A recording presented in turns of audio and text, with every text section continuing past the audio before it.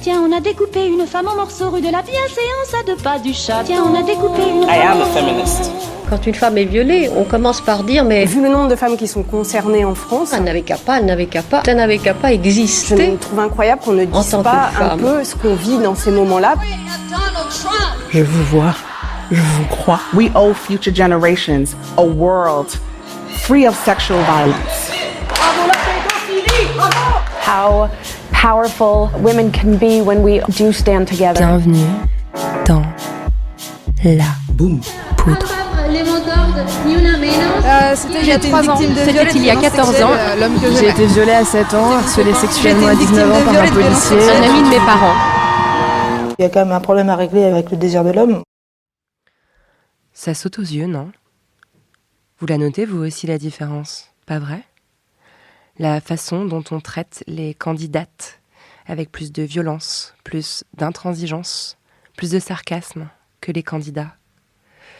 Vous avez vu le festival de remarques sexistes et racistes que Christiane Taubira s'est pris dans la figure après sa victoire à la primaire populaire? Vous avez vu ce que se mange Anne Hidalgo, depuis des années d'ailleurs? Vous vous rappelez des attaques disproportionnées contre Sandrine Rousseau pendant la primaire écolo? Et même si franchement elle incarne à peu près tout ce que je combats, vous avez noté à quel point Valérie Pécresse est moquée sur la forme plus que contestée sur le fond? Cette campagne présidentielle, la première en France depuis MeToo, c'est un peu le festival du sexisme.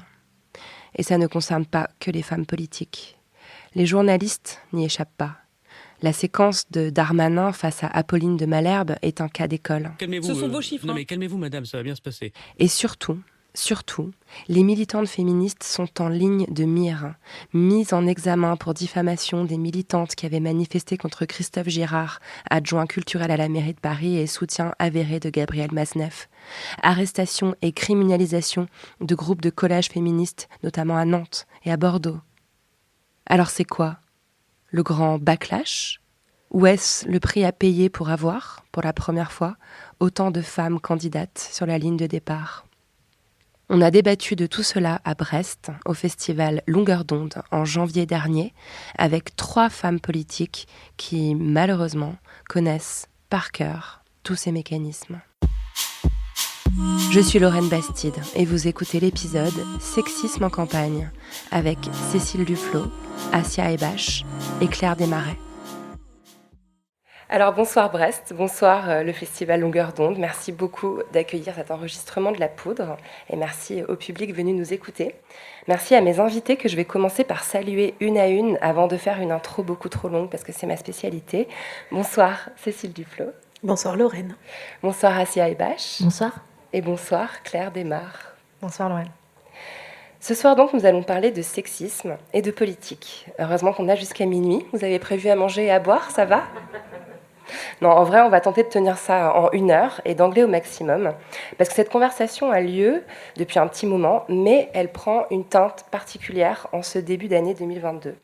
Nous sommes au milieu ou au début d'une campagne présidentielle qui n'a pas vraiment commencé puisque le président sortant n'a pas encore donné ses intentions, mais on n'est plus vraiment surpris avec monsieur grande cause du quinquennat.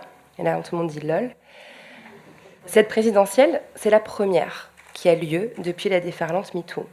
Et je dois vous avouer qu'elle n'a pas tout à fait le visage que je lui aurais imaginé si on m'avait demandé de la décrire à l'automne 2017. Nous avons donc en lice un homme accusé par plusieurs femmes d'agression sexuelle qui tient sur les plateaux de télé où l'on lui déroule le tapis rouge des discours masculinistes, nauséabonds, et racistes, et antisémites, et homophobes, et validistes, mais ça va toujours ensemble tout ça. Nous avons aussi plus de femmes présidentiables que jamais dans cette élection. Et ça pourrait être une bonne nouvelle si la moitié d'entre elles ne défendaient pas des valeurs réactionnaires, voire fascisantes. Le tout dans un contexte de crise sociale sans précédent et de bipolarisation du débat absolument effarante dans les médias et sur les réseaux sociaux. Je vais vous dire un truc, cette élection à moi, elle me rappelle surtout l'élection américaine de 2016. Et vous vous rappelez comment ça a terminé ? Alors ma question, c'est donc, qu'est-on en droit de craindre, d'attendre, d'espérer, en tant que féministe, à quelques semaines du premier tour ? Qui portera nos combats au sein de cette campagne? Comment seront traitées les candidates, les opposantes, dans le délire médiatique du moment? Ce sont des questions essentielles, car les réponses à ces questions auront des conséquences pour les femmes françaises qui attendent toujours que quelqu'un, là-haut, prenne enfin au sérieux leurs cris d'alerte et agisse véritablement contre les violences. Bref, ça urge. J'ai avec moi un panel de très haute qualité pour explorer ces questions. Vous formez un panel passionnant parce qu'à vous trois, en fait, vous couvrez plusieurs lieux institutionnels où l'on pratique le pouvoir et où, de fait, on empêche les femmes de pratiquer le pouvoir. Claire Desmar, vous êtes venue en voisine. Vous êtes conseillère régionale de Bretagne, présidente du groupe ELV à l'Assemblée régionale de Bretagne. Vous avez été assez flamboyante aux dernières régionales. Vous avez mené la liste écolo et vous avez fait un grand retour à l'Assemblée régionale après plusieurs années d'absence. Vous êtes aussi une étoile montante de ELV, faites partie de l'équipe de campagne de Yannick Jadot. Vous êtes aussi une vibrante partisane de l'exode urbain. On ne va pas pouvoir en parler trop ici, mais je recommande à tout le monde de consulter votre livre sur l'exode urbain. Donc, merci beaucoup d'être ici. Merci à vous de m'avoir proposé d'être là. Assia Ebache, vous êtes collaboratrice parlementaire. Vous travaillez depuis plusieurs années auprès de la députée Elsa Faucillon. Vous êtes aussi une véritable pionnière de la dénonciation des violences sexistes et sexuelles en milieu politique. Vous avez co-créé un collectif qui vient d'être dissous, Chères collaboratrices, qui dès 2016, avant MeToo, avait levé le silence sur les violences s'exerçant notamment contre les jeunes collaboratrices à l'Assemblée nationale. C'est un grand honneur de vous avoir avec moi ce soir. Merci à vous. Cécile Duflot, on ne vous présente plus, mais ça serait mal poli, alors je vais quand même le faire. C'est la deuxième fois que je vous reçois dans la poudre, c'est vraiment un plaisir de vous retrouver. Vous êtes aujourd'hui présidente d'Oxfam France, mais vous avez avant cela connu une carrière politique fulgurante et brillante, occupant longtemps les fonctions de secrétaire générale de ELV. Vous avez aussi été députée, conseillère régionale et avez été pendant 2 ans ministre du Logement. Merci d'être là, Cécile. Merci de m'avoir invitée. C'était une longue intro, je vous avais prévenu. Alors, une question générale pour toutes les trois, pour commencer. Est-ce que pour vous, le fait que cette présidentielle soit la première après MeToo, ça change quelque chose? Qui veut se lancer? Claire, peut-être. Évidemment qu'on a l'espoir que ça change quelque chose. Maintenant, la mécanique, elle est longue à modifier. On le voit dans nos quotidiens, on le voit dans plein de choses, en fait. C'est que la démocratie, avant qu'elle soit réellement post-MeToo, il va falloir de nombreuses étapes. Au moment des municipales, il y a eu un premier rappel qu'on a signé avec de nombreux élus, militantes. Je pense que d'ailleurs tu faisais partie de cette dynamique, pour dire qu'il ne faut plus investir des hommes qui ont été auteurs de violences sexistes et sexuelles pour aller aux responsabilités. Et ben, c'est vraiment très dommage, mais aujourd'hui, on a re-signé cette tribune pour les législatives. Donc on se rend compte que, oui, il y a des choses qui ont changé dans la tête des gens, dans la manière de concevoir l'espace politique, dans la manière de concevoir le rapport entre les femmes et les hommes dans cet espace-là. Mais il y a quand même encore énormément de conservatisme. Et puis surtout, ceux qui sont en place aujourd'hui, dans ce système qui est extrêmement sexiste, pas du tout envie de laisser leur place. Donc la question, ce qui se pose vraiment, c'est oui, peut-être que dans le discours, une présidentielle post-MeToo, c'est possible, mais dans les faits, il y a encore beaucoup de chemin à faire. Et voilà, par exemple, le fait que des hommes qui étaient condamnés puissent être aujourd'hui candidats, ou ministre de l'Intérieur, c'est un vrai sujet. Pas condamné, mais accusé. Accusé, en l'occurrence, et condamné pour Éric Zemmour. Oui, pour Éric Zemmour, oui. Donc voilà. Aujourd'hui, on se dit qu'il y a des choses qui ont évolué, mais il y en a quand même qui restent à changer très profondément. Clairement, ouais. Assia, qu'est-ce que ça vous inspire ? Je pense qu'on assiste à 2 dynamiques qui sont un peu complémentaires. C'est l'institutionnalisation de la vague MeToo par une partie de la classe politique. Je pense à grande cause du quinquennat de Macron. Vous en avez parlé tout à l'heure. La candidate Pécresse, par exemple, qui s'est engagée sur le sujet. C'était très étonnant. Pourquoi tout le monde rit dans la salle ? Peut-être parce qu'on se souvient de rien de tel qu'une femme pour faire le ménage.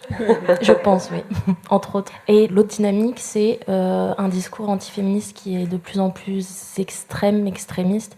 J'ai pas souvenir qu'il y ait autant de discours anti-femmes, anti-féminisme dans le discours politique en année présidentielle, même si ça a toujours existé malheureusement. Ça prouve, je pense, qu'on avance un petit peu, puisqu'on les inquiète, on les angoisse un peu. Donc je pense que c'est une bonne chose. Après, le travail est encore long et je pense que la tribune MeToo politique dont tu as parlé tout à l'heure, c'est une bonne chose parce que c'est pas que du témoignage, c'est aussi de dire en année présidentielle, voilà, on veut qu'il se passe quelque chose, on veut sortir un peu de l'ère du témoignage qui est bien sûr très importante. Chère collaboratrice, ça a été ce qu'on a fait en 2016 en créant une plateforme de témoignage. Mais aujourd'hui, là, on veut des actes, on veut créer un rapport de force, on veut qu'il y ait des actions, des actes concrets dans les partis, dans les organisations politiques, parce que ça suffit. Donc cette tribune MeToo politique, juste pour la resituer, elle est parue dans Le Monde en novembre 2021, il y a quelques mois. Elle a été signée par 285 femmes, toutes élues ou collaboratrices parlementaires. Vous en faites toutes les deux parties, Claire et Assia. Cécile, qu'est-ce que ça vous inspire ? Alors, en prenant un tout petit peu plus de recul, parce que je pense que je suis la plus âgée autour de cette table, d'abord, et si on se détache du nez des sondages, les deux partis qui ont structuré la vie politique depuis les années 70, en l'occurrence le Parti socialiste et les Républicains, héritiers de l'UMP, héritiers du RPR, etc., ont tous les deux investi une femme. Et c'est quand même quelque chose qui aurait pu, si on se retourne juste il y a moins de 10 ans, si on avait dit ça, les deux candidates qui vont s'affronter, ça va être deux femmes, on n'y aurait pas cru. Donc ça, c'est déjà quand même un truc nouveau. C'est-à-dire que les partis sont capables d'investir des femmes. Le deuxième événement, alors même si c'est Valérie Pécresse, et je connais tous ses engagements et je la connais très bien, je ne la défends pas, mais il faut imaginer la scène où une candidate à la présidentielle dit à un présentateur de télévision ce qu'elle a dit à Jean-Jacques Bourdin. Alors bien sûr, comme c'est Valérie Pécresse, on peut avoir tendance à douter de sa sincérité, mais même le fait même que ça existe est quand même très très nouveau. Et ce qui est intéressant, c'est qu'en fait, ça ne nous a pas tant surpris que ça. C'est-à-dire qu'en fait, on s'attendait à ce qu'elle dise soit qu'elle n'y aille pas, comme Yannick Jadot, soit qu'elle dise quelque chose. Mais avant, elle ne pouvait pas rien faire. Elle ne pouvait pas rien faire. Mais avant, ça n'existait pas. D'abord, le sujet d'une journaliste qu'un grand nom d'une chaîne aurait poursuivi dans une piscine, ça ne franchissait pas, mais même pas d'ailleurs le mur de la piscine, parce que la jeune femme en question, elle d'ailleurs n'en a jamais parlé. Ça a changé. La pression s'est quand même inversée. Enfin, je veux être consciente du chemin qui reste à parcourir, mais je veux me dire aussi quel est le chemin qu'on a parcouru. Et ce qui est le plus intéressant, c'est que quand on a parcouru ce chemin, en fait, on voit le chemin qui reste. Mais on oublie de se dire d'où on était parti. Et ça, c'est quand même spectaculaire. Donc, oui, c'est pas à la hauteur. Et peut-être que, d'une certaine manière, le candidat le plus réactionnaire, sexiste, etc., est aussi un produit de MeToo, d'une certaine manière. C'est-à-dire que ce genre de phénomène, ça produit souvent un backlash, c'est-à-dire un mouvement de réaction très violent.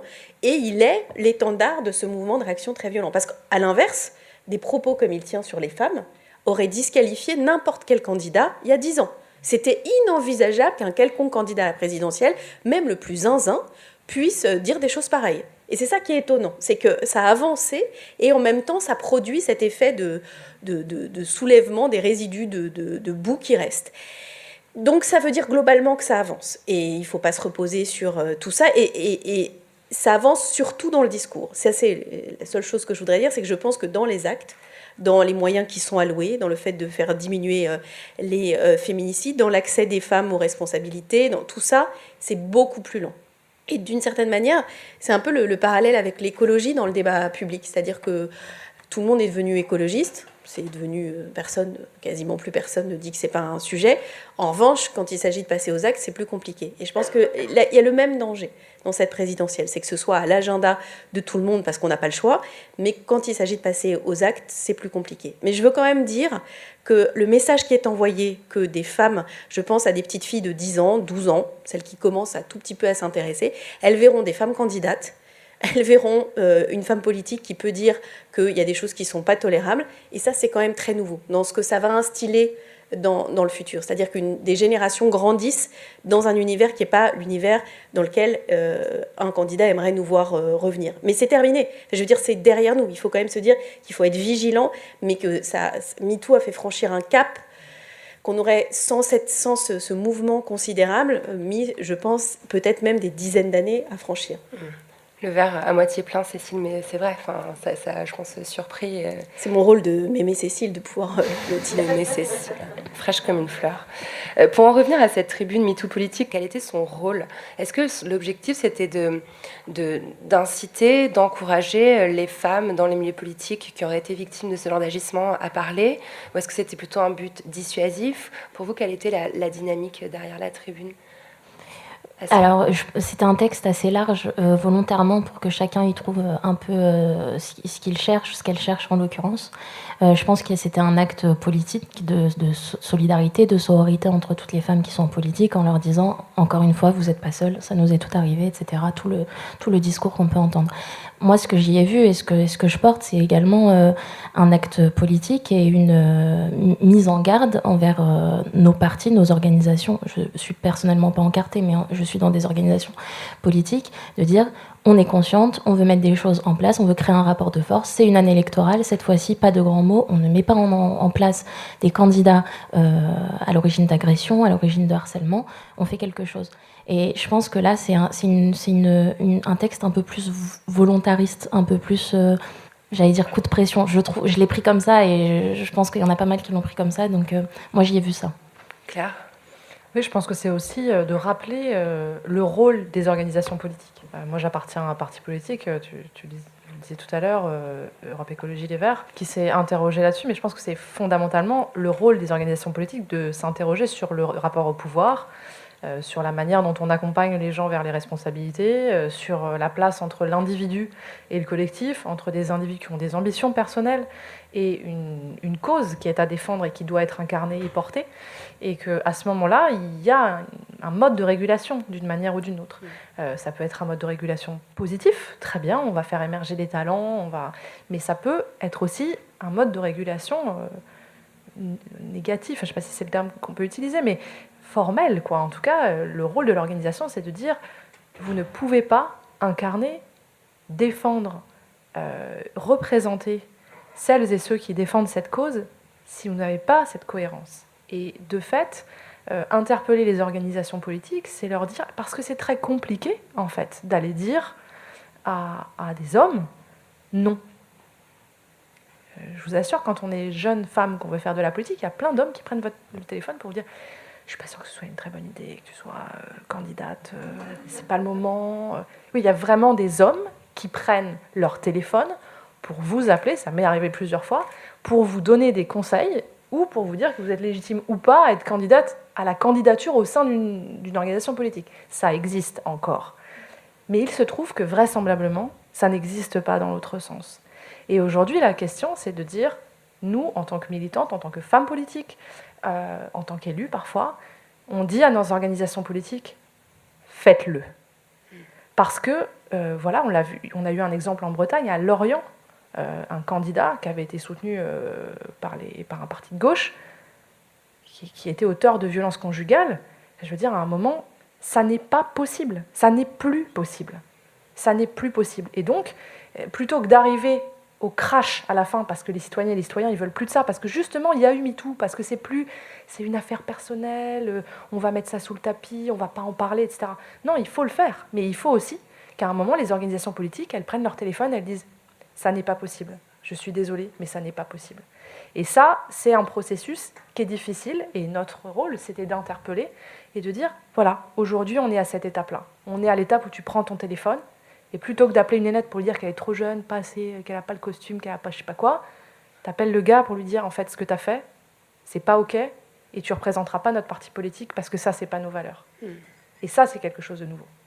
En fait, ça me fait venir une question qui est un petit peu en fait, au cœur de toute la réflexion féministe. Est-ce qu'on peut, parce qu'on parlait de violences sexistes et sexuelles, on parlait d'agression, on parlait même de viol, est-ce qu'on peut faire un lien entre cette menace des agressions sexuelles, cette menace du viol et ces pressions un peu paternalistes qui sont sexistes ? En fait, est-ce que c'est l'agression sexuelle, la prédominance, la prédation sexuelle qui constitue encore aujourd'hui un frein aux carrières des femmes en politique ? En gros, est-ce que c'est la peur qui fait que ces jeunes femmes vont acquiescer au téléphone quand elles reçoivent ce genre de coup de fil ? Alors, je ne sais pas si c'est la peur ou si c'est... Mais ce qui est sûr, c'est qu'il y a un rapport de domination dans cet acte-là.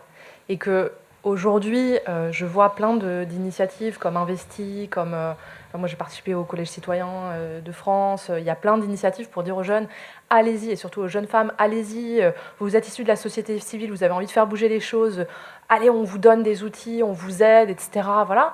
Sauf que la réalité, c'est que du côté pratique, et d'ailleurs il y a à mon sens trop peu de gens qui ont suivi ces parcours qui vont jusqu'au bout du processus, parce qu'en fait, dans les organisations politiques, à toutes les étapes, si on se pose la question de est-ce que j'y vais, est-ce que j'y vais pas, est-ce que j'y vais, est-ce que j'y vais pas, on n'y va pas. Et de fait, comme ça commence tout petit, sur ton territoire, à l'échelle de ton groupe local, d'une petite élection municipale où tu vas te retrouver 15e ou 12e sur la liste, alors que le mec qui dit « moi j'ai envie d'y aller », il va être devant et on va l'aider, on va le soutenir, et t'arrives pas ministre du jour au lendemain. Enfin, je veux dire, Cécile, ton parcours, c'est des années et des années de militantisme. Et je pense que, du coup, comme c'est étape par étape, s'il n'y a pas le levier au départ, et si on ne casse pas les barrières, c'est quasiment impossible. Et en plus, du coup, on va être dans ces logiques de dire faut que tu crois en toi, faut que tu aies confiance en toi, avec des trucs de développement personnel qui relèvent du développement personnel, où on dit aux femmes qu'on leur donne l'injonction d'avoir confiance en elles, alors que le système est tout fait pour que ça ne marche pas. Oui, bon, ok, il faut se dire que... Et puis en plus, ça m'est arrivé souvent. On va montrer celles qui ont réussi en disant mais regardez, c'est possible. Elle l'a fait. La schtroumpfette. Moi, je suis une anomalie du système, en fait. Donc, voilà, il faut bien... C'est ça, pour moi, c'est ça. L'étape, c'est de dire casser les barrières ou lever les peurs. Oui, c'est hyper important. Parce qu'effectivement, au-delà des peurs des violences, simplement, on est dans un espace où l'acte de domination, il est partout et à toutes les étapes. Donc, ça demande... On parle beaucoup de déconstruction pour les mecs, mais ça demande pour les filles qui ont envie de se lancer, de construire vraiment quelque chose de très solide sur les bases de la sororité, sur de la formation, sur des outils, mais c'est quand même hard comme processus. Si je peux dire un truc, Lorraine, je pense que c'est vraiment un sujet d'organisation. C'est-à-dire que si on l'enferme, exactement comme tu viens de le dire, Claire, dans une question personnelle, où, en fait, y compris d'ailleurs ces outils de formation, c'est de dire maintenant vous avez les outils, vous pouvez y aller. Je ne crois pas du tout. C'est pour ça que moi je suis le résultat de la parité, c'est-à-dire que j'ai milité dans une organisation qui devait avoir des hommes et des femmes à égalité de nombre à chaque niveau de responsabilité, et donc il fallait bien de temps en temps aller chercher des femmes. Et c'est comme ça que j'ai commencé. Mais ensuite, il y a deux choses. Il y a une première chose qui est que ces actes de violence sexiste existent dans toutes les organisations. Donc la question de les traiter et surtout de les prévenir, pour moi, est essentielle. Et je suis maintenant à la tête d'une organisation qui a vécu des situations de scandale dans le passé et qui a mis en place un certain nombre d'outils.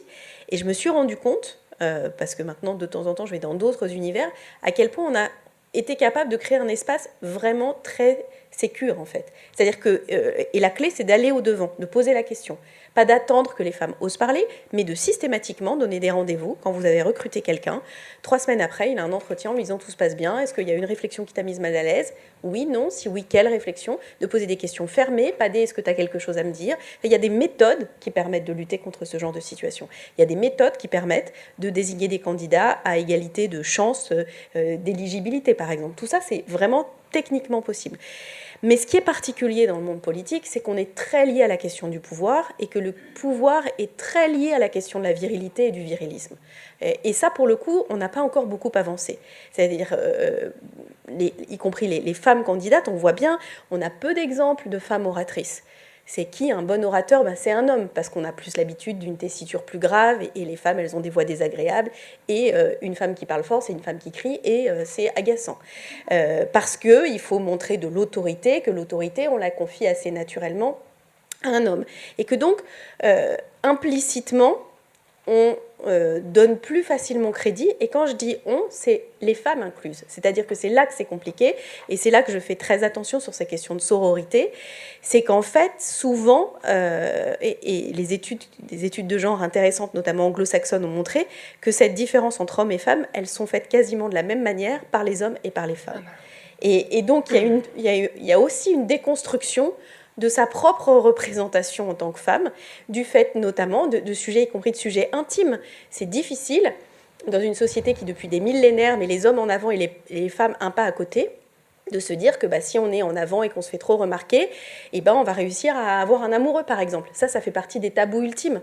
Le nombre de femmes politiques, moi j'en ai connu beaucoup, qui ont des situations extrêmement difficiles dans leur vie personnelle, parce que c'est très dur. Aucun homme n'a été habitué depuis des millénaires à être un pas à côté, et quand il marche à côté de vous dans la rue, est-ce qu'on lui dit « Excusez-moi, est-ce que vous pouvez nous prendre en photo avec la dame, s'il vous plaît ?» Une nana, ça ne va pas la déranger. Pour un homme, ça va être très choquant. Une femme qui accède à des responsabilités. Moi, je suis toujours un peu déchirée par ces histoires de journalistes qui sont avec des hommes politiques, qui doivent s'écarter ou pas, parce que je me rends compte que le fait que des femmes accèdent à des responsabilités, avant, c'était un système bien réglé. Il y avait un mec qui pouvait avoir des responsabilités, puis sa femme, si c'était une bonne hôtesse, genre Bernadette Chirac, elle était parfaite. Et la question ne se posait pas de savoir si leur métier allait être en concurrence ou allait les mettre en porte-à-faux. D'ailleurs, j'ai la conviction maintenant, parce que je regarde ça avec des lunettes différentes, que tant Bernadette Chirac que Danielle Mitterrand ont pour moi vécu des carrières politiques qu'elles ne pouvaient pas vivre en tant que femmes, en formant une espèce de tandem à la fois d'affection et d'ambition avec des hommes. Et c'est pour ça d'ailleurs que leur histoire a duré si longtemps, c'est parce qu'elle reposait sur d'autres choses. Mais donc il faut aussi libérer ses propres freins, ses représentations sociales et la façon qu'on a de voir les autres femmes. Parce que la sororité, c'est pas vrai que c'est spontané, naturel et que ça marche toujours. D'autant que, et je termine, il y a un élément très pervers à la parité, qui est que quand vous devez désigner autant d'hommes que de femmes, finalement, il y a 2 collèges. Et donc, qui sont vos adversaires ? Pas des hommes, mais d'autres femmes. Et que ce système-là, je n'ai pas encore trouvé la solution, mais c'est quand même assez pervers, parce que moi, je me suis rendu compte qu'effectivement, les femmes remarquaient qui étaient leurs adversaires, et leurs adversaires étaient évidemment, potentiellement d'autres femmes. Donc c'est pour ça que je dis que la question de la technique de comment on agit face à tout ça, ça nécessite de se poser des questions. Ça ne se fait pas tout seul, mais ça doit aussi être lucide sur les racines et les sous-bassements qui nourrissent ce genre de pratiques et de comportements. Merci beaucoup Cécile. Et puis en t'écoutant parler, je ne pouvais pas m'empêcher de me rappeler, tu as incarné, tu as symbolisé le sexisme en politique avec cette fameuse robe que tu as portée. Ouais, il y a eu le jean et il y a eu la robe. 2 moments de ta carrière où tu étais vraiment en train d'atteindre le plus haut sommet de l'État, où on a quand même passé de longs articles à commenter ta façon de t'habiller. Et on en a parlé ensemble dans ton épisode de La Poudre, et depuis tu as fait beaucoup de chemin. Mais j'ai pas progressé sur les vêtements. Tu es très bien habillée. Ta marinière rose est maintenant, très j'en ai vraiment rien à faire, faut dire. Mais ce qui était intéressant à l'époque, c'est que ce que tu m'avais expliqué, c'est que tu t'étais sentie... tu avais l'impression d'avoir fait une erreur, en fait. Et c'est extraordinaire, cette façon dont on va aussi imposer aux femmes un certain nombre de problématiques, de questionnements qu'on ne va jamais imposer aux hommes, de genre, comment je m'habille ? Est-ce que ma robe a la bonne couleur, la bonne forme ? Est-elle trop longue, trop moulante, trop courte, trop large ? Et ça, c'est aussi, encore une fois, ces structures qui imposent aux femmes un certain nombre... en fait, une forme de charge mentale qui n'est jamais imposée aux hommes, pour qui c'est veste et cravate. À la décharge des hommes, ils n'ont pas beaucoup... Enfin, je veux dire, si un homme se pointait en jupe et avec une veste orange, peut-être que ça ferait son effet. Non, mais c'est ça Yannick Jadot pour la campagne, que ça révèle un peu tout ça. Mais ce que je veux dire, c'est qu'effectivement, cette histoire de robe, elle est doublement intéressante. La première chose, c'est que, en fait, on a oublié maintenant, parce que c'est devenu un étendard et que j'en ai parlé, mais sur le moment, je me cache, en fait. Je n'en parle pas, je refuse d'en parler, je disparais. Michel Delaunay, ma collègue, c'était les questions au gouvernement du mardi, me dit « Prête-moi ta robe demain, je la mets, on va voir si je leur fais le même effet. » Et c'était une super idée. Bien sûr, je regretterais toute ma vie de ne pas lui avoir dit oui, parce que ça aurait été le meilleur pied de nez possible et imaginable, quoi. Et je n'ai pas voulu, parce que je voulais pas... en train de te faire harceler, t'étais pas dans une ambiance, on va faire une bonne blague. Non, mais ce que je veux dire, c'est que si elle l'avait mis le lendemain, on aurait montré... Pendant ces quelques jours-là, en fait, ce sujet, il faut se souvenir, les hommes disent, elle a mis ça pour pas qu'on écoute ce qu'elle avait à dire, elle a mis ça pour se faire remarquer. C'est là où je dis qu'on a progressé. Il n'y a plus un député qui oserait parler comme ça. Et il n'y a plus un député qui oserait, en tout cas, devant une caméra. Si tu en trouves un, tu me le présentes, parce que celui-là, moi, je vais me le faire maintenant. Si, elle a l'air dubitatif quand même. Et la deuxième chose, c'est que, en fait, c'est ça qui fait progresser, c'est-à-dire que ça peut quand même agir comme une espèce de garantie pour plein d'autres histoires, comme la première femme qui a osé venir en pantalon, et donc, en fait, chacun a un moment où chacune met un petit caillou dans cette histoire. Les femmes à l'exercice du pouvoir, évidemment, font évoluer pour les suivantes. Alors, tu parles de ces structures qui pourraient être mises en place pour permettre, pour valoriser les femmes en politique, mais je me tourne vers Assia. Quand le collectif Chères collaboratrices a été dissolu en novembre 2021, vous avez publié un texte, un espèce de texte bilan qui était quand même plutôt pessimiste, un bilan vraiment négatif en réalité, où on voit finalement que ce que vous décrivez, vous, c'est plutôt des structures extrêmement organisées, destinées à silencier, à étouffer les affaires d'agression sexuelle que vous faisiez émerger. Et ça, c'est vraiment décourageant. Vous écriviez, les collaboratrices parlementaires qui ont été victimes d'agression sexuelle ont été rétrogradées, voire même carrément virées. Donc pour l'instant, le système, il n'est même pas neutre.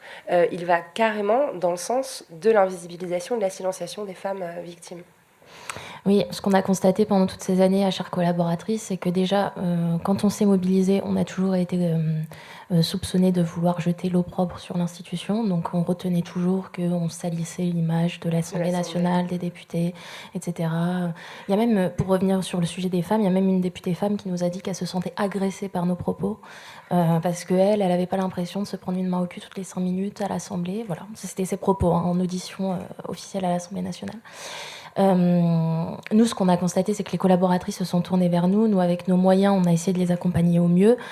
On a même essayé d'en faire part à des députés à l'intérieur de l'Assemblée nationale. On a pris attache avec les différents cabinets de la présidence en vain. Ce qu'on a même constaté, c'est ce qu'on a appelé une prime à la dégueulasserie. C'est-à-dire que les députés à l'origine d'agression ou de harcèlement avaient un poste mieux. Un poste politique, une promotion. Ce qu'on avait constaté il y a quelques années. Puis après, on a vu que Darmanin est devenu ministre de l'Intérieur. Donc on s'est dit qu'il y avait une espèce de continuité dans ce genre de décision, puisque effectivement, ce qu'on disait tout à l'heure sur un monde politique qui est fait par et pour les hommes, c'est un ensemble de boys clubs. Et les boys clubs, c'est pas que des groupes de mecs, c'est des groupes de mecs qui fabriquent le pouvoir aussi contre les femmes. Et très rapidement, je voulais réagir sur ce qu'on disait tout à l'heure sur la loi de la parité et l'accès des femmes en politique. Effectivement, la sororité neutre et plate et molle ne sert à rien. Moi, ce que je vois, c'est que pour intégrer la politique, c'est de la cooptation. Donc ça, jusque-là, on est d'accord. Toutes les femmes politiques qui ont percé le mur du son ont été quand même cooptées par des hommes. Donc on parlerait presque de chaperonnage, si je puis me permettre. Et ce que je constate, c'est que les femmes politiques qui ensuite réussissent cooptent à leur tour des hommes. Donc en fait, c'est aussi un peu le serpent qui se mord la queue et on se dit, je sais pas quand est-ce qu'on va s'en sortir. Et c'est là que je rejoins Cécile Duflot qui dit que du coup, il y a une compétition de fait entre les femmes en politique qui est organisée par le sexisme, par le patriarcat. Donc comment on réussit à déboulonner tout ça? Et personnellement, j'ai pas la réponse.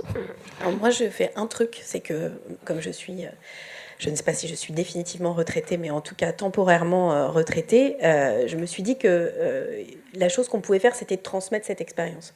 Donc je pense qu'il y a un truc intéressant de pouvoir dire quelles ont été les techniques de résistance, qu'est-ce qu'on peut faire, etc. Et là où je suis complètement d'accord, c'est qu'à l'Assemblée nationale, pour moi, il y a un problème plus large, qui est le lien direct entre le parlementaire et ses collaborateurs, la possibilité de rompre le contrat, ce qui fait des situations de harcèlement professionnel, de harcèlement sexuel, etc. Et ce qui est tout à fait juste, c'est que c'est quand même encore un conservatoire, c'est-à-dire que ça avance plus vite dans beaucoup d'endroits. Enfin, il y a plein de choses qui seraient plus du tout tolérables dans aucune entreprise, dans aucune évidemment ONG, mais qui restent tolérées dans la politique, et pour une raison qui est une raison assez dévastatrice, c'est que pour certains, je parlais de virilisme, l'idée qu'un homme ait une maîtresse, voire soit un grand séducteur, en fait, ça participe de son image de pouvoir. Et un petit mec comme le candidat dont on parlait, qui est marié depuis 30 ans et qui fait la une de Paris Match avec sa maîtresse, on pourrait se dire que ça va le disqualifier vu qu'il défend des valeurs réactionnaires. Mais non, on se dit au contraire, ça le valorise.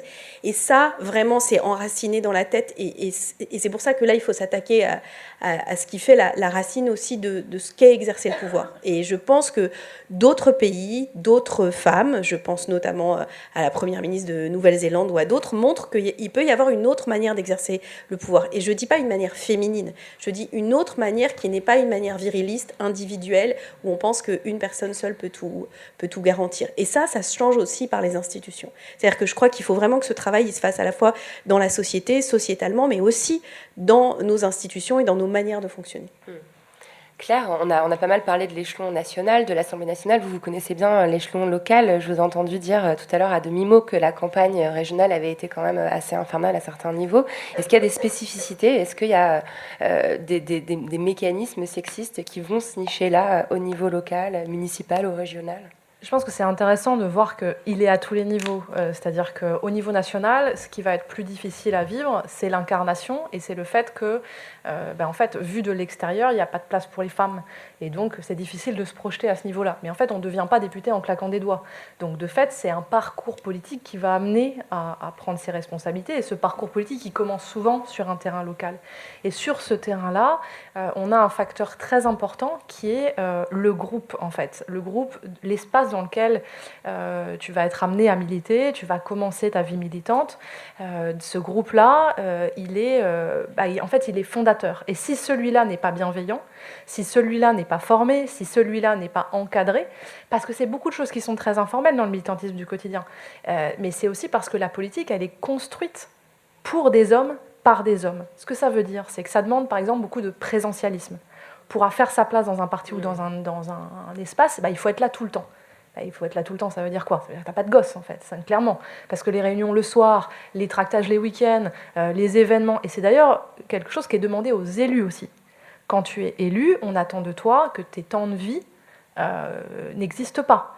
Moi, quand j'ai fait la campagne, j'ai imposé aux équipes, parce que j'ai une petite fille qui a 6 ans, donc j'ai imposé aux équipes que de 17h jusqu'à 21h, je sois libre tous les jours. Et là, tout le monde m'a dit, mais non, en fait, t'es tête de liste des régionales, c'est pas possible. Bah si, en fait, c'est possible. Et je vous le dis, ça va être possible, parce qu'en fait, ça va pas être autrement comme ça. Je vais pas dormir plus d'une fois en dehors de chez moi par semaine, et tous les soirs, je vais être là pour ma fille. Et c'est pas parce que mon mec ceci ou cela, parce qu'en fait, je veux fondamentalement que ça se passe de cette manière-là. Et je vous demande pas de juger, et je vous demande pas, je vous dis juste, c'est comme ça que ça va se passer. Et là, tu vois tout le monde qui fait « Ah non, mais on va jamais y arriver ». Voilà, je tiens à vous dire quand même, ceux qui sont pas bretons dans la salle, que la dernière fois, les écolos avaient fait 6%, et cette fois, on a fait 20%. Donc, en fait, ça va, on s'est débrouillé, on a survécu, mais toutes les semaines, il y avait quelqu'un qui disait « Non, mais ce serait plus pratique quand même d'être la réunion à 20h30 que 21h ». En plus, tout était dématérialisé, donc on était dans un contexte qui permettait vraiment de le faire. Mais non. Et en fait, à ce moment-là, quand tu imposes ça, c'est très difficile, c'est vraiment un bras de fer. Et puis après, tu as les copines et même les copains, les jeunes papas qui disent « Oh oui, 21h quand même, c'est plus facile quand ils sont couchés, hein, parce que là, sinon, avant, j'y arrivais pas. » Et tu te rends compte que cette contrainte, elle est imposée aux hommes autant qu'aux femmes, mais c'est pas aussi socialement admis de le dénoncer. Donc le système en soi, pour y faire une place, il faut rogner sur ses temps de vie, tout à l'heure on parlait des formes de sexisme différents, c'est des petits conseils, parce que les gens quand tu commences la politique, ils vont te donner plein de conseils. Et là, il y a plein de chemins de domination. L'emprise sur le corps est très forte. Moi, par exemple, les gens ils ont voulu me relooker 5 fois, changer ma coupe de cheveux, changer tout. Ouais, parce qu'en plus, avec la tresse, avec le truc des Amish, là, je l'ai foutu. Claire a une très belle tresse en couronne sur la tête. Elle est toujours coiffée comme ça. Et j'aurais dit, bah non, en fait, c'est comme ça, je suis comme ça. Vous savez quoi, je suis comme ça. Et puis, je sais pas, le leadership, c'est affirmer sa singularité, ou enfin, ce que vous voulez. Mais en fait, surtout, arrêtez de me dire comment je dois m'habiller, comment je dois parler, comment je dois... Voilà, là, doucement, quoi. Et en fait, c'est toujours ça, parce que comme il y a cette tentation de l'incarnation, on va dire, bah oui, mais tu dois incarner nos idées, il faut que tu aies le bon discours, tu aies la bonne posture, que tu parles bien, que tout ça. Donc, il y a toujours la tentation de se dire que c'est bienveillant et c'est dans le but que ça marche, mais de fait, c'est un acte de pouvoir. Et donc, quand à cet échelon local, dans ton début de parcours, ce truc-là prend une place, tu vas le laisser prendre une place, parce que tu n'as pas le choix. De fait, il y a aussi, si tu veux la désignation des militants, il faut leur plaire, donc tu vas vouloir leur faire plaisir, donc tu vas les écouter, puis quand tu rentres dans cette logique-là, c'est difficile de mettre des barrières. Et évidemment, une fois que tu as construit ça au départ, plus tu vas monter, plus ça va s'accentuer. Le conditionnement est placé. Voilà, et puis le système, et plus tu vas monter dans les responsabilités, plus ça va être prenant en termes de temps, plus on va te demander un niveau d'exigence élevé, et du coup, plus ça devient dysfonctionnel dans la vie personnelle, plus ça devient incompatible avec une activité professionnelle classique parce que tu es très exposé et que du coup, tes employeurs, ils veulent plus. Et du coup, forcément, ça crée quelque chose qui est structurellement dysfonctionnel, en fait. Et c'est très difficile de le dépasser. Et plus t'es seul, et plus t'es fragile, et plus t'es fragile, plus t'as de risque de te faire dégommer. Et comme, une fois encore, le système, il est fait pour les mecs, eux, il y a plus de chances qu'ils soient à la fin du processus que toi.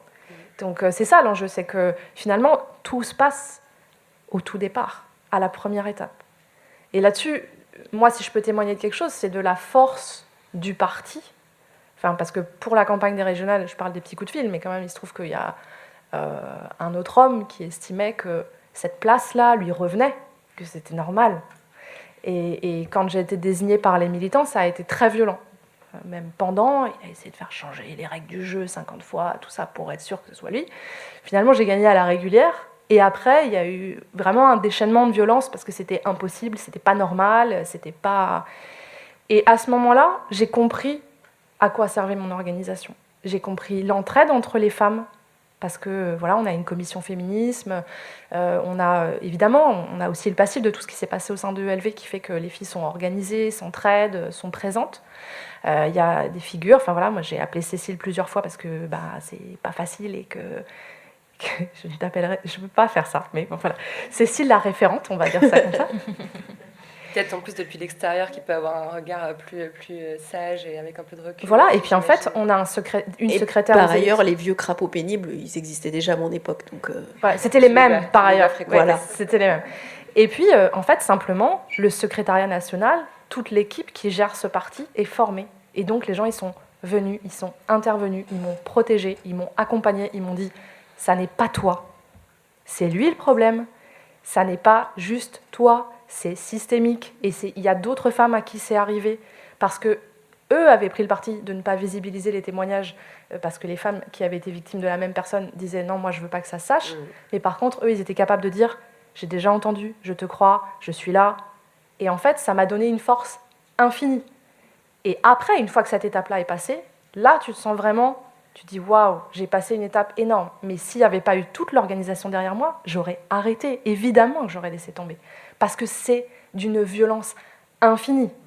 Quand tu donnes tout ça et qu'en échange, il se passe cette situation-là, et qu'en plus, c'est la campagne, tu es exposé dans les médias, tu dois faire bonne figure, tu dois pleurer parce que tu as pris des coups, et puis après, tu dois te remaquiller, et puis tu dois aller en plateau télé et incarner l'espoir, le renouveau, tout ce que tu défends fondamentalement au fond de toi, et puis tu te dis, si je fais pas ça, je le laisse gagner. Et donc tu te dis, non, c'est pas possible, il faut dépasser ce truc-là. Mais tout seul, c'est pas possible.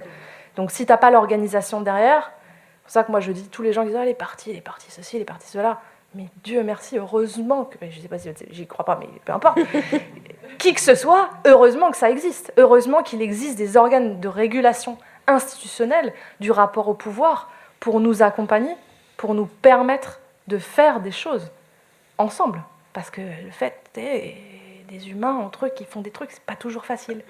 C'est pour ça qu'on a des statuts. Big up à tous ceux qui ont travaillé sur les statuts de LV, parce que voilà. Alors le temps tourne assez vite, je vais m'en rendre compte, et je vais essayer d'amener très habilement à la fois deux thématiques qui me tiennent à cœur que je voulais qu'on aborde ici. La première, et tu l'as un petit peu, on se tutoie toutes, d'un seul coup, je ne sais pas si vous avez remarqué, c'est comme ça. Tu viens de l'amener, Claire, c'est le sujet des médias, parce que je pense que les femmes en politique prennent un certain nombre de violences dans les institutions, dans les partis politiques, dans l'exercice de leur fonction d'élu, mais aussi dans les médias avec une violence assez disproportionnée par rapport à ce que peuvent prendre leurs homologues masculins, sur les réseaux sociaux également. Ça, c'est la première thématique. Et la deuxième, c'est l'intersectionnalité. Blanquer n'est pas dans la salle, il y avait des promotions sur les billets pour Formentera ce week-end, donc rassurez-vous, on peut en parler très librement. C'est une thématique qui est quand même très importante quand on observe la façon dont les femmes sont attaquées médiatiquement. Je pense à Daniel Obono, qui a quand même remporté un procès contre Valeurs Actuelles, qui avait littéralement effectué une caricature raciste, esclavagiste de sa personne, ou encore Alice Coffin, en tant que femme lesbienne, qui se retrouve doublement, triplement attaquée en tant qu'élue à la mairie de Paris. Je sais que c'est une problématique qui vous tient à cœur, enfin qui te tient à cœur, Assia. Est-ce que c'est quelque chose aussi que tu as pu observer depuis chère collaboratrice et depuis ton poste à l'Assemblée nationale? Grand sujet. On a du temps parce que intersectionnalité, ça dépend comment on l'entend. En tout cas, pour dire qu'il y a une accumulation du sexisme avec le racisme, la lesbophobie et les autres discriminations, quoi. Oui, bien sûr. Moi, en tout cas, je me considère comme une féministe intersectionnelle, donc je suis très à l'aise d'en parler, il n'y a pas de problème. Effectivement, ce qu'on a constaté à chère collaboratrice et dans le milieu politique en général, dans mes différentes expériences et même dans le milieu associatif, c'est que la violence est 2 fois plus importantes quand la femme est racisée. Je donne juste l'idée d'un des témoignages qu'on avait reçus, ça ne me concerne pas, mais c'est un témoignage qu'on avait reçu à Chère collaboratrice, un député qui dit à une collaboratrice « Tiens, j'ai jamais baisé avec une arabe ». Et la collaboratrice, que je ne connais pas, puisque c'est un sondage anonyme, mais qui répond à « moi, j'ai jamais giflé un député ». Voilà, donc c'est un peu ma star, c'est un peu ma star de l'Assemblée. Donc oui, effectivement, après, avec tous les stéréotypes racistes qui sont véhiculés entre ces murs-là. On retrouve en fait au sein des institutions exactement ce qu'on voit dans la société, quoi. C'est le miroir parfait. Et cet aspect médiatique, je me tourne vers toi, Cécile, qui connaît bien, qui a été quand même beaucoup dans l'œil des médias et qui est aussi en plus très active sur les réseaux sociaux, qui t'est pris quand même 2-3 petits shitstorms au fil des années. Dans quelle mesure ça peut dissuader, ça peut décourager une femme de faire carrière en politique ? Alors, moi, il y a une chose que je crois que c'est pas que je pardonne pas, c'est que je digère pas et que je continue de pas digérer, c'est que vraiment toujours les journalistes, et là aussi, y compris les journalistes femmes, ne jugent pas du tout les femmes politiques avec le même regard que les hommes. Et ça continue. C'est-à-dire que il y a vraiment... Et je fais partie d'une génération où il y a une forme de déconstruction, y compris de ma propre histoire, à mes yeux, parce que j'ai vécu des choses que maintenant je considère comme absolument intolérables, mais je suis obligée de me dire que quand je les ai vécues, j'ai pensé que ça faisait partie de l'histoire et que même ça prouvait que j'étais forte. Si j'étais capable de mettre sur ma liste un mec qui m'avait embrassé de force la veille parce que j'étais tête de liste, et ben ça prouvait que j'étais capable de dépasser ça. Enfin, je me suis raconté cette histoire-là, comme je pense des millions de femmes se sont racontées cette histoire. L'histoire que je trouve la plus triste, c'est au moment de l'affaire Baupin, une femme qui veut pas témoigner en disant que oui, bien sûr, les SMS de Denis Baupin, d'accord, elle dit, bon, enfin bon, si lui m'a harcelée, alors ça veut dire que j'ai été harcelée toute ma vie. Et en fait, oui, ça voulait dire ça. Ça veut dire ça. C'est ça que ça voulait dire. Et c'est dur, en fait, d'admettre ça. C'est d'ailleurs très particulier de revisiter ça et de se dire, en fait, j'aurais pu vivre sans ça. Et avec les médias, c'est la même chose. Moi, j'ai quitté le gouvernement, ce qui était alors qu'on m'offrait un poste en or massif, et je pensais qu'on pourrait dire quand même que c'était un peu courageux, ou un peu, d'ailleurs... Pardon de le dire, mais l'histoire m'a plutôt donné raison sur mon analyse de ce qu'allait devenir Manuel Valls, en tout cas politiquement. Mais les commentaires, si on se réfère à cette époque, et c'est pas autant préhistorique, hein, je parle de 2014, donc c'est il y a moins de 10 ans, c'était l'amoureuse déçue de François Hollande, Cécile Duflot pique sa crise, je ne sais plus quel... François Rebsamen, je me souviens très bien parce que je lui ai envoyé un SMS. Il a expliqué que j'avais des problèmes personnels et que voilà, et que j'avais l'air un peu énervée. Et je lui ai écrit, t'aurais dû dire que j'avais mes règles, au moins ça aurait été plus clair. Mais c'était cette analyse où je savais très bien, y compris dans mon parcours précédent, c'est-à-dire que quelqu'un qui aurait commencé la politique à 25 ans, qui aurait été chef de son parti à 31 ans, si ça avait été un homme, on aurait dit que c'était je sais pas quoi, hyper talentueux, machin. Moi, j'étais là pour faire l'intendance, quoi. J'étais soit le résultat du hasard, soit adoubée par des hommes, alors qu'en vrai, pour le coup, ce parti permet de gagner des congrès, et je pense jamais avoir été adoubée, si ce n'est au tout début, j'étais plus ou moins choisie, mais plutôt par une femme, en l'occurrence Martine Billard, qui avait le goût qui se transmet chez certaines femmes, chez les écologistes, de tirer des jeunes femmes. Et donc ça a été un peu frustrant. Et même maintenant, je crois que j'ai digéré plein de trucs, mais je me dis quand même... C'était pas très juste, quoi. C'était pas très juste. Et donc, je fais très attention, et c'est Claire l'a dit, mais je fais très attention à ce que ça n'arrive pas à d'autres femmes, et notamment, je le fais avec des journalistes. C'est-à-dire que comme maintenant, j'ai zéro enjeu, des fois, j'envoie des petits messages. Je prends le titre d'un article ou un extrait d'article, et j'écris.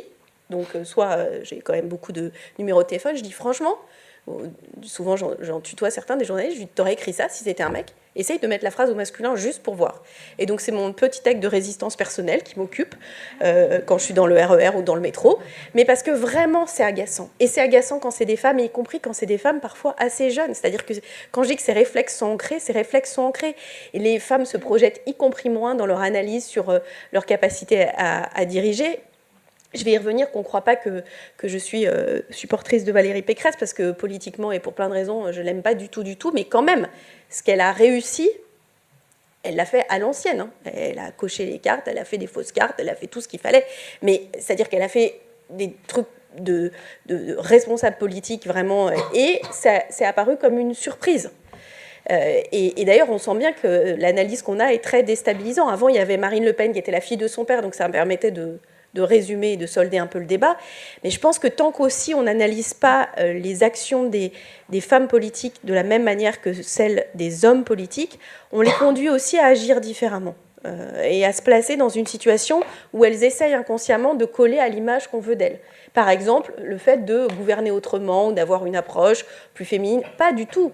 Moi, je ne crois pas du tout à ça. Je ne crois pas qu'il y ait des qualités féminines d'exercice du pouvoir. Je pense que gouverner de façon plus collective, de façon moins autoritaire, moins autocratique, parce que c'est ça qu'on vit aujourd'hui, c'est pas réservé aux femmes. D'avoir du temps pour soi, d'avoir du temps pour ses enfants, c'est pas réservé aux femmes. Que ces valeurs-là, de faire avancer la vie politique et l'exercice du pouvoir, ça peut être un combat commun. Et que donc, du coup, c'est une espèce de piège qui est tendu. Mais c'est vrai que la lecture médiatique, ça s'entend peut-être un peu, je crois que je n'ai pas complètement digéré. Il y a vraiment des trucs où je me suis dit, sans déconner. Et en plus, la seule solution que vous avez face à ça, c'est serrer les dents. Et surtout pas moufler. Parce que si jamais on commence à se plaindre, ou à dire, vous diriez pas ça si j'étais pas une femme, alors là, fini, terminé, vous êtes rangé au rang des Ségolènes royales pleureuses, en gros, et c'est terminé. Donc il faut non seulement se le manger, mais en plus serrer les dents. Et vraiment, moi, j'espère que ça va changer, parce que ça changera sur plein d'autres aspects. Et ça donnera aussi la possibilité à des plus jeunes femmes de se projeter différemment. Parce que on parlait des freins, il y a le frein personnel, mais il y a aussi ce frein-là, le frein implicite, où on sait qu'on ne va pas être jugé de la même manière. Et que donc on choisit un terrain différent, où on sait que finalement on sera un peu plus à armes égales que sur ce terrain-là, où on part comme dans les courses de chevaux, avec un handicap d'un sac à dos de 50 kilos. Quoi. Forcer à l'excellence. Et c'est vrai que dans les cas de cyberharcèlement, c'est quelque chose, par exemple, dont j'ai pu discuter avec Sandrine Rousseau aussi, qui s'en a pris quand même plein la figure pendant la primaire des Verts. La solution, souvent, c'est de se taire, parce que c'est tellement violent de se le prendre dans la figure, d'avoir des centaines de tweets qui se déferlent sur soi, qu'au lieu de se défendre, au lieu de désigner l'aspect systémique et violent de la chose, en fait, on se tait. Et donc, l'effet, c'est une silenciation. Et la mécanique est redoutable. On en parlait tout à l'heure avec Assia. T'as ramené Valérie Pécresse sur la table, et je trouve ça intéressant parce que... Je sais pas pourquoi tout d'un coup. Non, parce que c'est vrai que c'est un geste fort d'avoir cette femme candidate de la droite, plutôt quand même réactionnaire, qui évoque MeToo sur un plateau de télé sur BFM. Effectivement, ça a une dimension assez historique, mais moi j'y vois quand même aussi quelque chose que je pourrais qualifier de féministe washing. Moi, ça m'inquiète aussi un peu qu'on puisse avoir des valeurs qui soient si fondamentalement opposées à celles qui sont des valeurs féministes, notamment avoir lutté contre le mariage pour tous. Enfin voilà, ce genre de choses, on peut pas faire plus opposé aux valeurs féministes et pouvoir derrière gagner des points en se mettant dans la lignée de MeToo. Et je me tourne vers vous, Assia. Vous avez publié un article très intéressant dans Frustration Mag sur l'émission Ambition Intime de Karine Le Marchand. Donc là, on est vraiment dans la politique entertainment, où on a l'animatrice qui vient chez les candidates, se faire servir un petit thé au coin du feu, parler de tout sauf de programme, et finalement donner une image féministe, à la fois puissante et féminine, enfin, si on pouvait appeler ça féministe, de certaines femmes dangereuses comme Marine Le Pen. Quelle est votre analyse portée là-dessus ? Je suis tombée sur la bande-annonce de cette émission, j'étais furieuse. J'ai écrit l'article après avoir vu l'émission, parce que là, c'est vraiment l'incarnation du purple washing, donc de la récupération des idées féministes qui, par essence, est censée être radicale. Et là, on voit dans l'émission, en première partie, Marine Le Pen, qui fait du jardinage et qui adore les chats, qui a eu un certificat d'éleveuse de chats, qui prend du vin blanc avec Karine Le Marchand, et voilà, et tout se passe comme si c'était pas la fille d'un tortionnaire d'Algérien, comme si c'était pas juste la figure d'extrême droite. Tout à l'heure, on parlait d'intersectionnalité, c'est aussi ça, c'est de pouvoir voir tout ce fémonationalisme, toutes ces idées féministes qui sont récupérées par la frange la plus conservatrice de la classe dirigeante.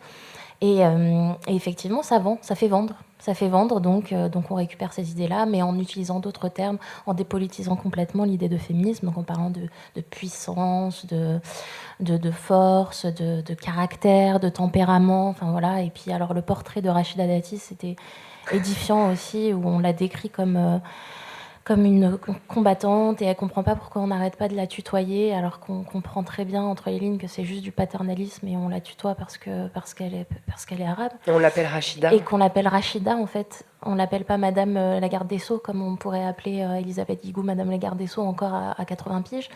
Donc voilà, donc c'est quelque chose qui met vraiment en colère. Donc Pécresse, c'est un peu la même idée dans son. Mais elle a dit quelque chose de très très intelligent et que j'ai partagé avec elle, c'est que les gens qui disent qu'ils ne savent pas s'ils sont de droite ou de gauche sont de droite. Les gens qui sont de gauche savent qu'ils sont de gauche. Et là, j'étais d'accord avec elle. Les applaudissements frémissent dans la salle, je sens que c'est assez raccord. Alors, je voudrais qu'on parle d'un plafond de verre, parce que je trouve quand même que c'est très important de faire un point sur la situation française. À ce jour, en France, on n'a eu qu'une seule femme première ministre, et c'était il y a longtemps. On n'a jamais eu de femme présidente de l'Assemblée nationale, on n'a jamais eu de femme présidente du Sénat. C'est-à-dire qu'on a l'impression que voilà, ça change, il y a plus de candidates, il y a plus de femmes ministres qu'avant, mais c'est comme si ça bloquait. On se rappelle aussi des violences contre Ségolène Royal pendant sa campagne. Est-ce que... alors, Édith Cresson elle-même, d'ailleurs, a dit qu'elle avait l'impression qu'il y avait vraiment une spécificité française, c'est-à-dire qu'il y a vraiment un refus en France d'imaginer les plus hautes fonctions de l'État incarnées par des femmes. Est-ce que c'est quelque chose, une impression que vous partagez ? Je ne sais pas qui est inspiré par cette question. Moi, je peux dire un mot, je crois. En fait, je pense que les mecs ont peur. Pourquoi les hommes présidents ne nomment pas de femmes première ministre ? Celui que j'ai vu de près qui a refusé de nommer une femme Premier ministre, il s'appelle François Hollande. La femme qui aurait dû être Première ministre, elle s'appelle Martine Aubry. Et en fait, je pense que s'il ne l'a pas fait, c'est qu'il n'avait pas envie de voir son téléphone qui sonne avec Martine Aubry qui proteste, etc., avec une vraie légitimité. Donc, je pense qu'il y a vraiment l'idée de se dire que c'est plus facile d'avoir un mec soldat qu'une femme soldat. Enfin, c'est une analyse qui n'a rien à voir avec ce qu'on dit d'habitude, mais vraiment, je le pense. La deuxième chose, c'est que on se dit aussi que la population n'est pas tout à fait prête. C'est-à-dire que beaucoup de ceux qui nomment se disent ça. J'ai entendu il n'y a pas très longtemps, je ne peux pas dire de quelle organisation il s'agit parce que ce ne serait pas gentil à l'égard, mais en disant, dans toute son histoire, sa très longue histoire, il n'y a eu qu'une seule femme présidente, et là, il y a 2 candidats, dont une femme, et un des hommes a dit non mais bon, en expliquant qu'il n'était pas pour la candidature de la femme, on a déjà essayé, ça n'a pas franchement bien marché. On a déjà essayé. Wow. Une femme présidente. Ça. Donc tout n'a pas encore changé depuis MeToo, je tiens à le dire. Voilà. Mais effectivement, il y a une spécificité française, ça c'est très clair, et qui est totalement liée au truc jupitérien, couilles sur la table, etc., de la façon monarchique dont on veut imaginer le pouvoir. Je rappelle qu'on est aussi un pays où il n'y avait pas de reine, parce que la loi Salique s'appliquait, et roi, c'était forcément homme. Donc il y a ça quand même dans la mémoire collective. Et tant que, je crois que c'est pour ça qu'il faut qu'on change la manière d'exercer le pouvoir et les structures, et une grosse partie de la Ve République, parce que c'est quand même le plus gros verrou et le plus gros poids. Il faut un roi, donc un roi, c'est un mec, et il faut un roi adjoint, comme Premier ministre, et donc forcément, là aussi, c'est un mec. Et je pense que ça, c'est quand même très, très, très ancré. Il faut rappeler aussi que Macron avait dit pendant sa campagne que s'il trouvait une femme compétente, c'est le mot qu'il avait employé, et il n'hésiterait pas à la nommer Première ministre. Et apparemment, il n'en a pas trouvé. À mon avis, il va le redire. Là. Non, mais et encore une fois, voilà, c'était du féminist washing pur et dur, quoi. Il est pas impossible que certaines personnes aient mis un bulletin dans l'urne pour lui sur la base de cette promesse qui n'a été. Et pire que ça, vent, je pense qu'il y a eu un recul mais très très très fort du pouvoir de décision donné au sein du gouvernement ou de la haute administration publique aux femmes pendant ce quinquennat. C'est quand on sait qui décide vraiment, c'est-à-dire le secrétaire général du gouvernement, le secrétaire général de l'Élysée, etc. C'est vraiment des postes, les ministres régaliens, c'est des postes exclusivement occupés par des hommes, et pour le coup, c'est vraiment un boys club. L'exercice du pouvoir dans ce quinquennat était vraiment complètement refermé sur quelques hommes, et vraiment que des hommes. Et ça, c'est le cas dans les territoires aussi. Claire. C'est des modes de gouvernance qu'on connaît dans des institutions locales, des mairies, des conseils régionaux, des conseils départementaux, où, pour le coup, avec le scrutin à la proportionnelle, on est censé avoir autant de femmes on a autant de femmes que d'hommes au sein de l'hémicycle. Mais par contre, dès qu'il s'agit des exécutifs, c'est plus du tout la même chose. Et puis même au sein des exécutifs, s'ils paraissent paritaires, les décisions finales, elles sont prises dans le cabinet du président, avec un directeur de cabinet, un directeur général des services, donc des gens qui ne sont pas élus, et puis avec quelques vice-présidents, et en fait, en l'occurrence, quasiment uniquement des hommes. Et quand je regarde autour de moi ce qui se passe dans d'autres régions, je m'aperçois que c'est quand même très courant, que c'est pas quelque chose seulement qu'on vit ici. Donc je pense qu'il y a quand même quelque chose de très fort là-dessus, où on peut accueillir des femmes dans le paysage, mais l'espace de décision, c'est un boys club fondamentalement. Et si femmes il y a dans ces espaces-là, c'est des schtroumpfettes qui sont là pour dire « Non mais regardez, il y en a une. » Voilà. Ou alors des femmes sur des sujets liés au care. Donc, quand on retient les grands discours des femmes politiques, c'est souvent des sujets liés au care. Quand on pense au Pax de Boutin ou Taubira avec le mariage pour tous, etc., on n'a pas de grands discours régaliens d'une femme. Dans la mémoire collective, j'entends. Je pense que ça existait, mais on ne l'a pas en tête, en tout cas. Oui, on est encore très imbibé en France de cette répartition super binaire, en fait, des postes de pouvoir. On arrive bientôt à la fin de cette table ronde. Est-ce que si vous deviez formuler chacune d'entre vous un espoir pour cette présidentielle, qu'est-ce que vous pourriez souhaiter? Un vœu, pas forcément un vœu de quelqu'un qui soit élu, mais que la campagne se passe d'une certaine façon. Est-ce qu'on n'a vraiment plus du tout d'espoir? Moi, je peux commencer. Vas-y, Claire. Moi, j'aimerais bien qu'on arrive à débattre. Et là, j'ai l'impression qu'on est arrivé à un tel niveau de je sais pas quel terme utiliser, parce que j'ai du mal à décrire ce qui se passe. C'est-à-dire qu'on est dans des cycles très courts, de buzz qui sont ultra construits. Et on le voit, c'est Macron qui dit « j'emmerde les gens qui sont contre la vaccination ». Ça fait un buzz de 5 jours, alors que le truc, je veux dire, il n'y a pas plus écrit comme script que le petit jeu qui va se jouer à ce moment-là, quoi. Et de fait, dans cet espace-là, il n'y a pas de débat. On est quand même, l'élection présidentielle, c'est les 5 années à venir, c'est des éléments essentiels de ce qui peut changer dans nos vies dans les années qui viennent. Et puis bon, voilà, on a quand même un peu l'urgence climatique au cul, tout ça. On est censé se dire, c'est maintenant, les gars et les filles. Et puis, là, il n'y a pas de débat, quoi. Et ça, je trouve que, en tout cas, si je souhaite fondamentalement quelque chose, c'est qu'on arrive à ça. J'imagine qu'on n'a plus le temps de parler des réseaux sociaux. Si, on a toujours le temps de parler des réseaux sociaux avec moi. Moi, je pense que c'est un vrai débat c'est un vrai sujet dans ce qui va se passer là dans la séquence présidentielle. Moi, on m'a beaucoup reproché d'être sur Instagram parce que l'espace légitime pour faire de la politique, c'est Twitter. Vous savez, c'est Twitter. Twitter, c'est une majorité d'utilisateurs hommes, c'est des codes ultra virilistes, c'est super violent, et en fait c'est stérile, vous ne gagnerez jamais une voix en faisant des trolls sur Twitter, en fait, ça ne marche pas. Je veux dire, c'est d'un point de vue purement opérationnel, je ne vois pas pourquoi faire de la politique sur Twitter, ça marche mieux qu'ailleurs. Et Instagram, c'est un réseau qui est naturellement utilisé par 80% d'utilisatrices femmes, donc c'est pas du tout la même ambiance. Et puis, c'est un espace où on partage beaucoup plus sur le fond, parce qu'on a le temps, parce qu'on peut faire des stories, raconter ce qui se passe. Moi, j'allais voir les gens sur le terrain, je disais, regardez ce qu'ils font, c'est génial, avec les jeunes et tout ça. Et puis, j'avais beaucoup de retours, beaucoup d'échanges. Les échanges sont longs, qualitatifs. C'est pas parce que c'est beaucoup en message privé, donc du coup, ça demande du temps. Mais par contre, j'ai vraiment eu des échanges dans ces temps-là qui n'étaient pas dans la vraie vie, mais il se trouve qu'avec le Covid, les échanges dans la vraie vie, c'était compliqué, qui étaient très qualitatifs. Et les gens me disaient « Ah ouais, mais non, tu vois, il ne faut pas aller sur Instagram, il faut aller sur Twitter. » Mais pourquoi ? Je veux dire, pourquoi accepter de subir ça ? Pourquoi accepter de prendre des coups, de vivre la charge mentale qui va avec, de subir cette violence, alors qu'en plus, elle est inopérante et qu'on ne parle qu'entre soi et à des gens qui vous haïssent. Donc, de toute façon, je ne vois pas l'intérêt. Et donc, il y a une question, c'est, OK, on reste là et on fait le bloc. C'est les logiques qui sont mises en place avec les copines Alice Coffin, tout ça, qui disent non, on occupe le terrain et on ne laisse pas les masculinistes et les homophobes prendre toute la place, tout ça. Et je l'entends très bien.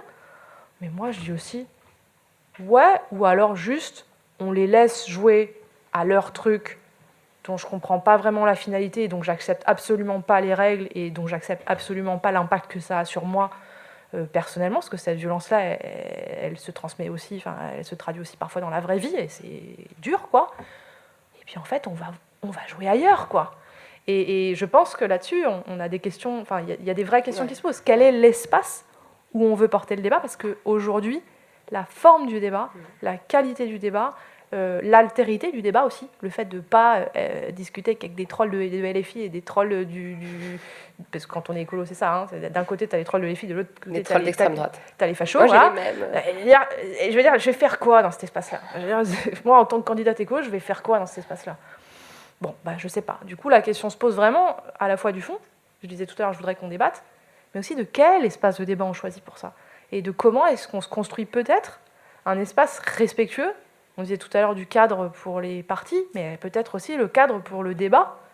Moi, j'étais très contente de la primaire des écolos, parce que franchement, en tout cas en interne de l'espace, c'était hyper intéressant. Les débats étaient de fond, la décroissance, le féminisme, et l'Europe, tout ça, c'était génial. Pourquoi on n'est pas capable de construire ça à l'échelle interpartisane ? Et dans quel espace on peut le faire en contexte Covid, où on sait que sur le terrain, c'est compliqué, et on sait que sur BFM, c'est pas hyper facile. Sur BFM, c'est ça, c'est pas évident non plus. C'est pas hyper facile non plus. Ouais, ça va être... Merci, c'est une excellente remarque. Merci beaucoup, Claire. Assia, inspirée sur un espoir ? Je dirais que les associations, j'aime pas le terme de société civile, donc je veux dire les associations et organisations politiques hors parti réussissent à obliger les candidats à porter des sujets. Je pense surtout aux partis de gauche, puisque je suis de gauche. Je pense au sujet du féminisme ou des violences policières. Au moins que les sujets émergent pendant la campagne. Après, pour un candidat... pas trop d'espoir. Ouais. C'est vrai qu'on parle jamais de féminisme dans les débats présidentiels, c'est un truc ni d'écologie d'ailleurs, hein. C'est complètement fou, hein. Et ni d'antiracisme. Donc ouais, ne serait-ce que l'émergence de ces sujets-là dans le débat, on va croiser tous les doigts. Cécile ? Est-ce que j'ai un souhait ? Alors ça c'est compliqué, c'est que quand même moi j'ai un espèce de principe de réalité qui, quand il s'agit de la politique, est infusé assez définitivement chez moi, et donc j'ai pas tellement beaucoup d'énormes espoirs dans les 3 mois qui viennent vu comment c'est parti, mais on s'emploie à faire ça, et moi ce qui m'a donné de l'espoir ces derniers mois, donc ça a à voir avec ce qu'on dit, et indirectement c'est les collectifs qui sont mis en place autour du pacte du pouvoir de vivre et de Plus Jamais Ça, qui sont des collectifs où se mêlent à la fois des syndicats, des associations environnementales, des associations de défense des droits divers et variés, pour essayer de réconcilier ce qui a été historiquement un combat très compliqué entre, on va dire pour simplifier, les héritiers du mouvement ouvrier, enfin la gauche traditionnelle, et les écologistes qui opposaient 2 temporalités, 2 enjeux, se dire qu'on peut résoudre l'ensemble des sujets en même temps. Parce que ça veut aussi dire que justement on se parle différemment, qu'on travaille différemment sur le fond, et qu'on essaye de trouver des voies de sortie, plutôt que cette logique extrêmement personnalisée où il faut trouver des différences. C'est-à-dire que la machine de la présidentielle est une machine à pousser à la différenciation plutôt qu'à l'agrégation, parce qu'il faut être plus spécifique et meilleur qu'un autre pour attirer ses voix. Et donc on est dans un système là qui est un système qui pousse à la compétition, ce qui pour le coup est vraiment une valeur de droite, c'est-à-dire c'est assez particulier, hein, alors qu'on pourrait dire qu'une valeur plus de gauche, et c'est celle de la coopération, et que le système lui-même pousse à vraiment se lancer dans cette logique de compétition, d'opposition. Et je crois que face aux enjeux qui sont les nôtres, et y compris celui de transformer la société en profondeur dans toutes ses racines patriarcales, ça nécessite que beaucoup de gens acceptent de travailler ensemble. Je ne crois pas que quelque génie qui soit arrivera tout seul à résoudre l'ensemble de ces problèmes. Je pense qu'il faut mettre beaucoup de gens ensemble, avec de la bonne et de la mauvaise volonté. Je fais une petite boutade, parce que moi, je ne suis pas parmi les gens... J'écoutais dans ce qui s'est passé juste avant un extrait de Louise Weiss, et j'adore Louise Weiss, c'était une super féministe, mais c'était une peau de vache avec les autres féministes, high level. Elle bitchait sur absolument tout le monde. Donc, on la prend par quel bout ? Par son immense combat, ou par le fait que quand même, elle était insupportable ? Elle était les deux, c'est-à-dire qu'il faut prendre les gens comme ils sont, avec leur parcours, avec leurs histoires. Il faut attirer des gens pour qui le féminisme ou les questions pris sous le prisme du genre, ça les hérisse, et leur expliquer patiemment. Enfin, je pense qu'il faut réussir cette agrégation et cette coopération, parce que face à un défi aussi considérable qu'est celui du changement climatique, face à un défi aussi considérable que faire craquer les coutures de millénaires de patriarcat, on ne peut pas être pas nombreux. Enfin, voilà, il faut être capable et de s'écouter et d'être plus nombreux. Donc, Mon souhait, c'est qu'il y ait davantage de coopération dans un moment qui valorise la compétition. Du coup, je ne suis pas sûre que mon souhait soit exaucé si vite que ça, mais bon. En tout cas, vos 3 souhaits, je trouve, vont dans le même sens. C'est une quête d'horizontalité, en fait, quoi, de sortir de cette verticalité qu'on a un peu décrite pendant toute la table ronde. Et c'est très cohérent. Je vous remercie toutes les 3 pour ça. Petite question rituelle pour terminer. Assia, ça évoque quoi pour vous, la poudre ? Le feu. Trop beau. Claire ? Boum. Yes. Et Cécile ? Ma grand-mère Julienne. Trop beau. Merci infiniment à toutes les 3. Merci.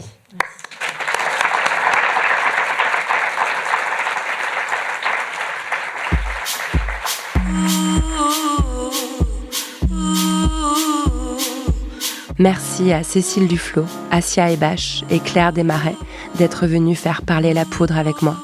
Et merci au Festival Longueur d'onde pour son accueil. La Poudre est un podcast produit par Lorraine Bastide, diffusé en exclusivité sur Spotify. Générique par Lorraine Bastide et Marion Emery, d'après une création originale d'Aurore Meyer-Mailleux sur une chanson de Bonnie Banane. Montage et mixage, Marion Emery. Production, Marie-Laurence Chéry, assistée de Marie Vincent. Prenez soin de vous et continuez de faire parler la poudre.